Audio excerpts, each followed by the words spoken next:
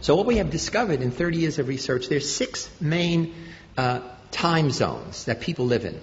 2 focus on the past, 2 on the present, and 2 on the future. The people who focus on the past either remember all the good old times, successes, happy birthdays, nostalgia. These are the people who keep the family record, the family books, who have the family rituals. There are other people who focus only on regret, only on failure, only on all the things that went wrong. So we call those focus past positive or past negative. There are 2 ways to be present-oriented. The most obvious is to be hedonistic, that you live for pleasure and you avoid pain. You seek novelty, you seek sensation. There are other people who are present-oriented because they say, it doesn't pay to plan. My life is fated. Fated by my religion, fated by my poverty, fated by the conditions that I'm living under. Most of us are here because we are future-oriented, that we have learned to work rather than play, to resist temptation. But there's another way to be future-oriented. Depending on your religion, life begins after the death of the mortal body. To be future-oriented, you have to trust that when you make a decision about the future, it's going to carry out. If you have great inflation, you don't put money in the bank because you can't trust the future. If there's instability in your family, adults can't keep their promises to you. The closer you are to the equator, the more present-oriented you are. The more you're in an environment where climate doesn't change, it gives you a set of imagining sameness rather than change. Protestants everywhere have higher gross national product than Catholic countries, in part because of the Protestant ethic, because of the notion that you work hard to succeed, to demonstrate that you are God's chosen people. My family comes from Sicily, and in Italy there is a political movement called La Liga to cut Italy in half, to have North Italy and South Italy, cut it just below Tuscany. The people in the North say, we do all the work. The people in the South are lazy. They're like children. They want to have babies, have 3-hour dinners, etc. People in the South say, they're not Italian, they're German and Austrian. You know. They eat yogurt instead of pasta. They take their lunch in a paper bag. And in the recent election, the Liga got 14% of the national vote.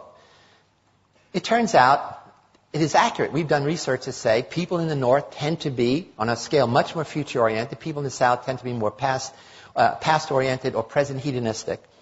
And so my family is Sicilian, and I come from Sicily. I go back every year. I start an educational foundation. We send high school kids to college and set up computer labs. And I'm talking about some of this stuff, and a man comes up and says, I'm a poet. I live with words. And it wasn't until I heard you talk that I realized there's no future tense verb in Sicilian dialect. I said, what do you mean? There was, is, there's no will be. He said, that's why nothing gets done. And I didn't realize it because we never plan.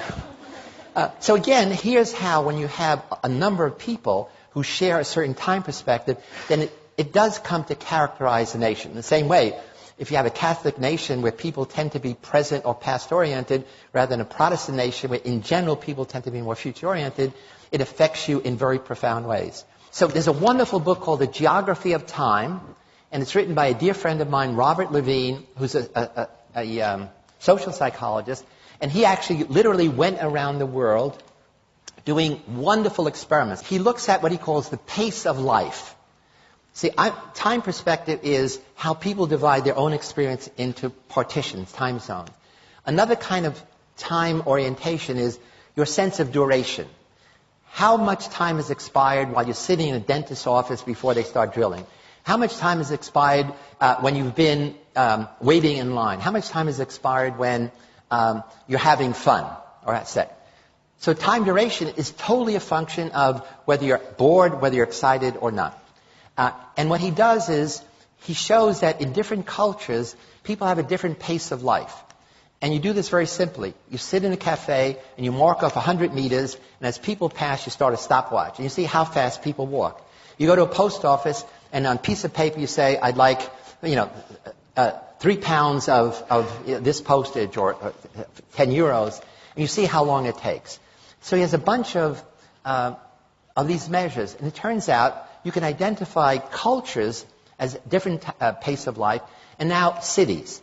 And he shows in America, you can rank 60 cities according high pace of life and low pace of life. And the ones that have the highest pace of life, men have the most coronary problems. That is, this becomes part of your whole way of life. We all begin life as present hedonists. All of us. I mean, at the breast, at the bottle, we want pleasure, we want to avoid pain. And one of the things that families do, and especially school, my sense is the purpose of schooling is to take present-oriented little beasts and make them more future-oriented. In some cultures, make them more past-oriented. In America, a child drops out of school every 9 seconds. This is worse for kids from a minority background, and it's worse for boys than girls.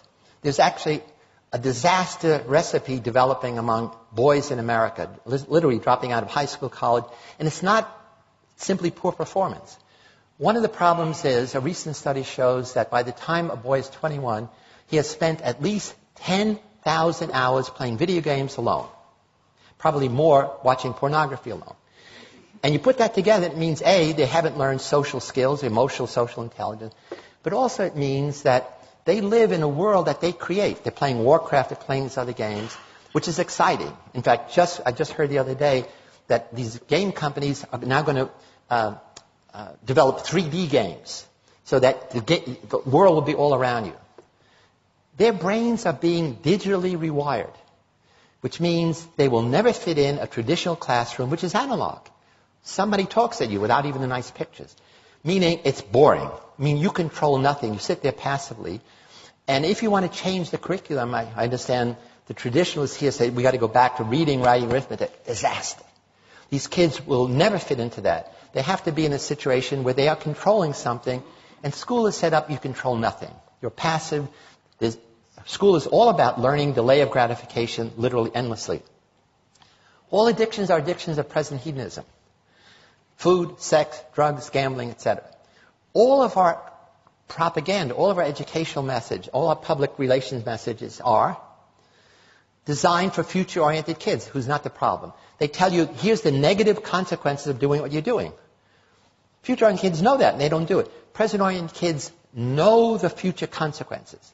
If you're a teenage girl, you know that if you have unprotected sex, you're likely to get pregnant or have sexually transmitted disease. You know it, but that knowledge never feeds back to change your behavior. So that's the interesting thing about time perspective. I think we are underestimating the power of technology in rewiring young people's brains. Kids don't wear wristwatches. They say it's a single function device. You don't waste time with a single function device. And they live in a digital thing. What matters is the second. You know, I didn't mention, one of the things that gets people upset in America is how long it takes to boot up your computer and how long it takes to download something. Less than a minute. That makes people angry. So it becomes an emotional thing. You get angry waiting in line, waiting for services. Waiting is a waste of time, even if it's waiting for your computer to boot up. So I think there's a fundamental change going on in our culture that I think we adults are not realizing, that kids are totally different than we were. And it's because it's revolution in time. There was a recent study we did with USA Today, asking Americans how busy they are. The vast majority of Americans, more than 50%, said, I'm busier now than I was last year, I'm busier last year than the previous year, and I sacrifice friends, family, and sleep for my success. This is across the board, not separating by future orientation. And then we say, suppose you had an 8-day a week, what would you do? They say, oh, that would be great. They would spend most of that time working harder, achieving more, not with friends, not with family, and not even sleeping. They did this study 20 years ago, and I was upset, again, from this Italian background. Only 60% of Americans said they have regular sit-down family dinners. When we redid the study last year, only 1 in 5 American families have sit-down dinners together. In America, we talk about family values. You can't have a family value if you never have family meals together. I think many of life's puzzles can be solved by simply understanding our own time perspective and that of others. Lots of conflict we have with people is really a conflict in different time perspectives. Once you're aware of that, you stop making negative attributions like you're dumb or you're childish or you're pig-headed or you're authoritarian. It's really the most simple idea in the world.